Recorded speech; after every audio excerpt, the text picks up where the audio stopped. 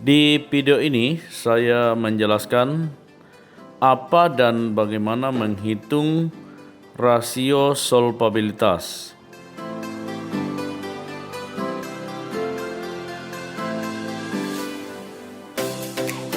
Jika pada video sebelumnya saya membahas rasio likuiditas untuk mengetahui kemampuan perusahaan dalam melunasi kewajiban lancar atau kewajiban jangka pendek, maka pada video ini saya membahas rasio solvabilitas pada analisis solvabilitas, yaitu analisis yang dilakukan untuk mengetahui kemampuan perusahaan dalam melunasi seluruh kewajiban atau utang menggunakan semua aset atau jumlah aktiva yang dimiliki.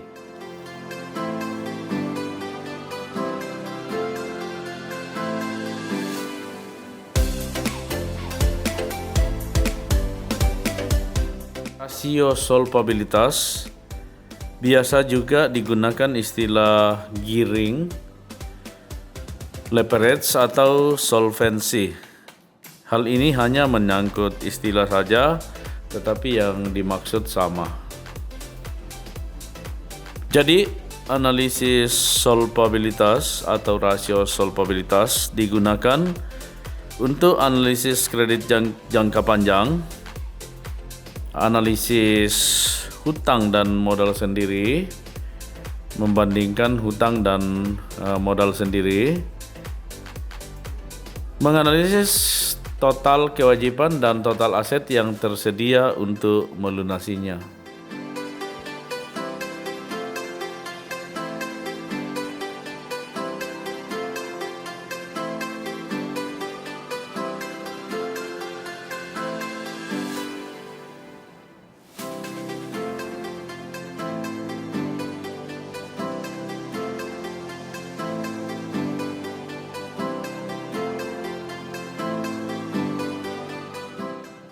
Rasio solvabilitas ada beberapa macam, antara lain debt to total capital ratio, long term debt to total capital ratio, debt to equity ratio, long term debt to equity ratio, dan interest coverage ratio. Yang pertama, debt to total capital ratio, membandingkan seluruh hutang dengan total sumber dana, yaitu hutang ditambah modal sendiri. Dalam hal ini, utang operasional dikeluarkan dari utang jangka pendek, dan yang dihitung untuk mempertajam analisa adalah yang berupa pendanaan. Contoh debt to total capital ratio yaitu total debt, current dan long term, dibagi dengan total capital, debt ditambah equity. Dalam contoh ini, total debt dan total kapital sama dengan 2.290.931 dibagi 6.136.685 sama dengan 0,37 kali. Jadi total utang dibandingkan total modal berupa hutang dan modal sendiri adalah 0,37 kali.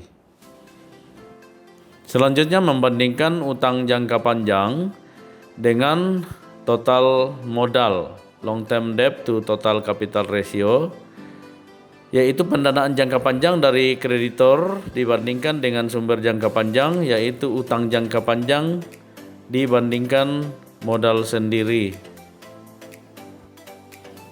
Di sini long term debt dibagi dengan total kapital, hutang jangka panjang sebesar 1.663.526 dan total kapital sebesar 627405 ditambah 1663526 ditambah 3845754. Jadi total 1663.526 dibagi dengan 6.136.685 sama dengan 0,27 kali. Artinya dari total modal yang ada, hutang tambah modal sendiri, hutang jangka panjang sebanyak 0,27 kali atau 27%. Debt equity ratio adalah rasio yang paling banyak digunakan, yaitu membandingkan seluruh hutang dengan modal sendiri. Semakin tinggi rasio ini, semakin buruk kondisi solvensinya. Debt equity ratio dihitung dengan total debt pada contoh ini dibagi total equity atau 2.715.926 ditambah 1663526 total utang lancar ditambah total utang jangka panjang dibagi modal sendiri 3.845.754 didapatkan hasilnya 1,139 kali.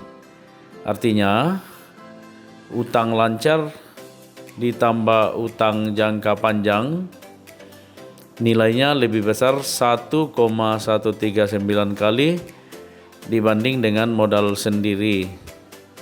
Artinya pembiayaan dengan utang pada perusahaan ini lebih besar dibanding dari pemilik usaha. Long term debt to equity ratio atau hutang jangka panjang dibandingkan dengan modal sendiri mengukur sampai seberapa jauh ketergantungan perusahaan terhadap utang jangka panjang dibandingkan dengan modal sendiri.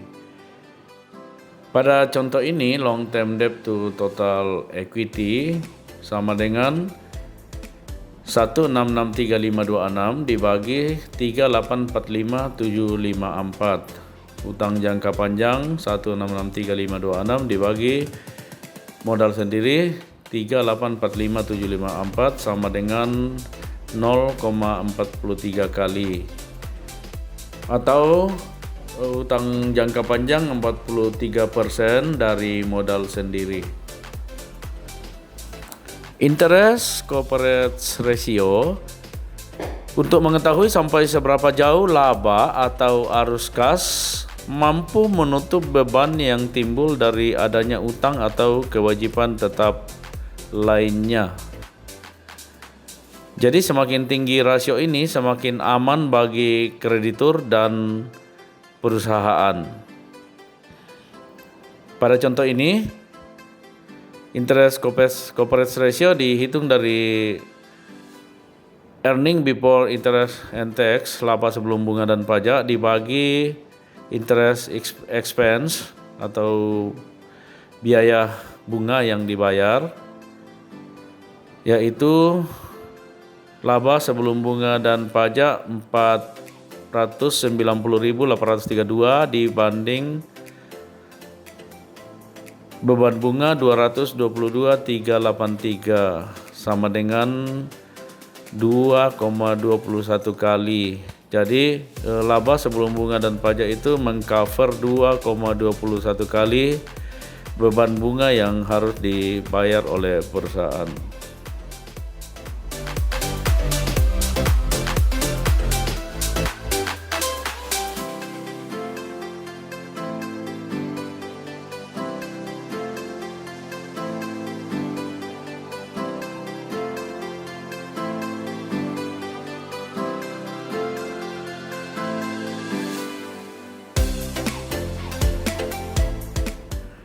Demikian video ini. Terima kasih. Semoga bermanfaat. Salam sukses.